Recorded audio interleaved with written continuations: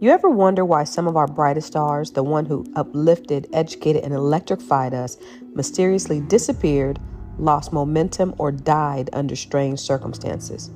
It wasn't always the industry. Sometimes it was the government. I'm talking COINTELPRO, the FBI's secret counterintelligence program, and broader federal surveillance programs designed to stop the rise of the Black Messiah.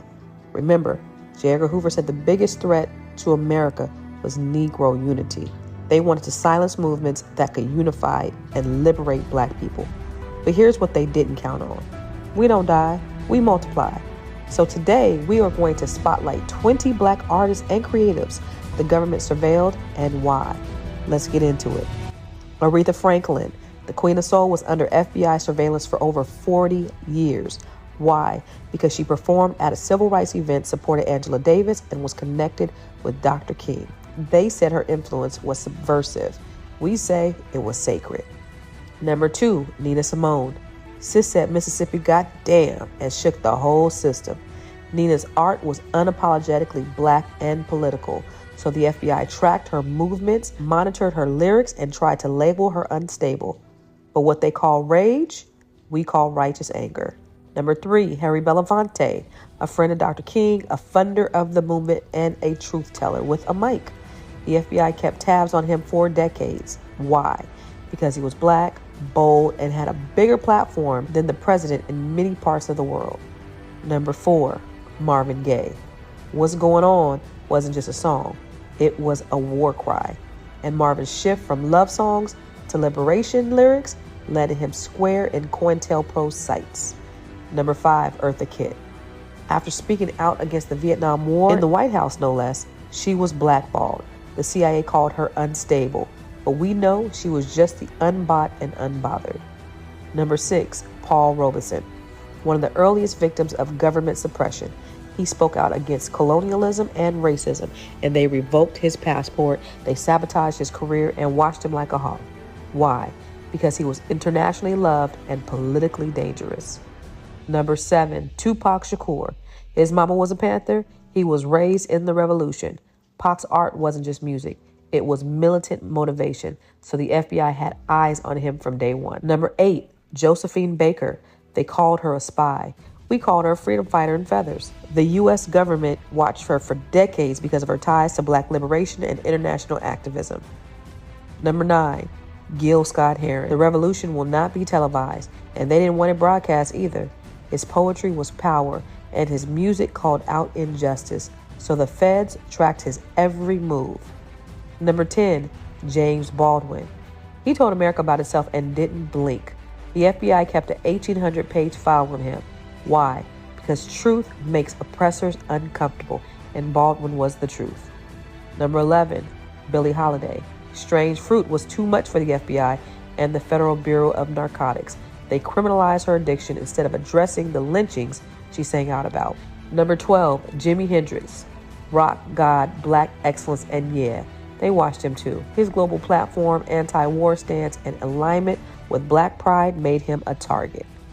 Number 13, Sam Cooke. After A Change Is Gonna Come, the tone changed.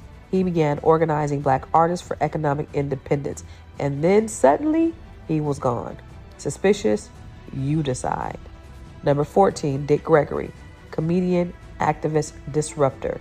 He marched, protested, fast, and exposed truths the media wouldn't touch. So, of course, the FBI stayed in his business. Number 15, Basquiat. His art called out capitalism, racism, and police brutality. Though not officially confirmed, NYC insiders have said he was surveilled as part of broader activist crackdown in the 80s. Number 16, Bob Marley. Though Jamaican, Marley's message was global and revolutionary.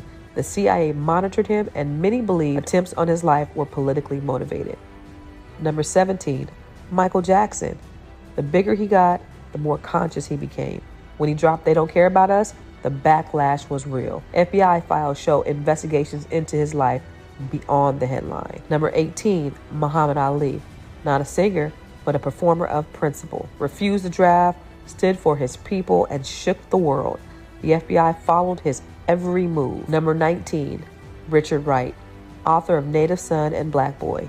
He was globally watched for his critiques of white supremacy and colonialism. The pen is powerful and they knew it. And number 20, Earth, Wind, and Fire. That funk, that pride, that spiritual coding in their music and album art, it wasn't just good vibes, it was a movement. The FBI took notice. When you start waking folks up spiritually and culturally, the system pays attention. So what do we learn from this? They feared our voices, they feared our art, but most of all, they feared our power to unite. Every artist I just named used their gift not to just entertain, but to educate, liberate, and elevate our people. And that's why we remember them today. So to every Black creative out there, keep writing, keep singing, keep painting, keep filming, keep rapping, and keep telling our stories. Let's say here's 10,000 rattlesnakes coming to bite me. And in those 10,000, there was 1,000 that didn't mean no harm. And I knew there was a good 1,000 snakes out there, but they all look alike. Now, what should I do?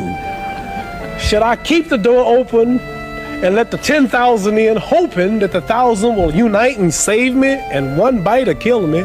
Or should I just be safe and shut the door? So we have white people say, I mean right. I have a Black husband. Oh, my children are Black. I love everybody. I really believe you. But I'm sorry, man, there's 10 more thousand behind you that don't feel that way. I'm just sorry, but what am I gonna do? Drop a Black fist in the comments and share this with someone who needs to hear this Black History gem.